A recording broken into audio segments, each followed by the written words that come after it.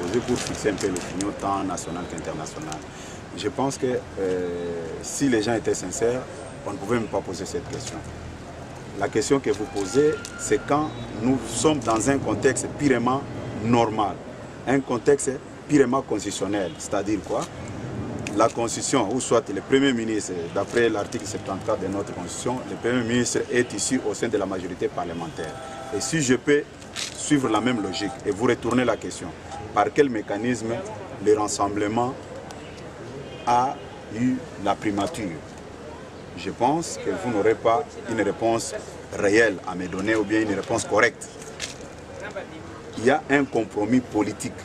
C'est sur base de ces compromis politiques que les acteurs politiques de notre pays se sont mis d'accord pour mettre sur pied un gouvernement. C'est un gouvernement d'union nationale, un gouvernement de coalition.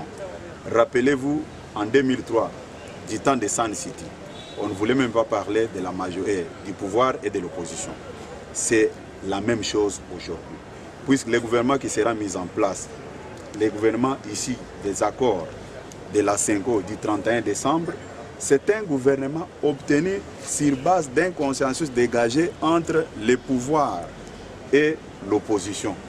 Même les députés là dont vous faites allusion sont vraiment liés par cet accord, puisque les délégués de la majorité faisaient partie des négociateurs.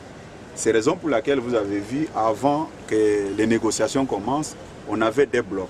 Un bloc des signataires de l'accord du 18 octobre de Kanchachi et un bloc de non-signataires. Et parmi les signataires de l'accord du 18 octobre, il y avait les gens de la mouvance présidentielle, il y avait les gens, si nous pouvons parler dans le vrai sens du mot, les gens de la majorité faisaient partie des négociateurs de l'accord du 31 octobre. Au moment où nous avons cet accord, l'accord engage tout le monde. Et les mêmes problèmes pouvaient même se poser sur la personne de Joseph Kabila. Il n'y a aucune disposition constitutionnelle qui prévoit qu'après la date du 19 décembre, M. Joseph Kabila pouvait avoir un autre mandat d'une année. Ça n'existe pas sur le plan constitutionnel. C'était une façon d'éviter un vide institutionnel au sommet de l'État et au niveau de toutes les institutions. C'est comme ça que les responsables politiques de notre pays s'étaient mis d'accord pour mettre sur pied un gouvernement qui pouvait organiser les élections.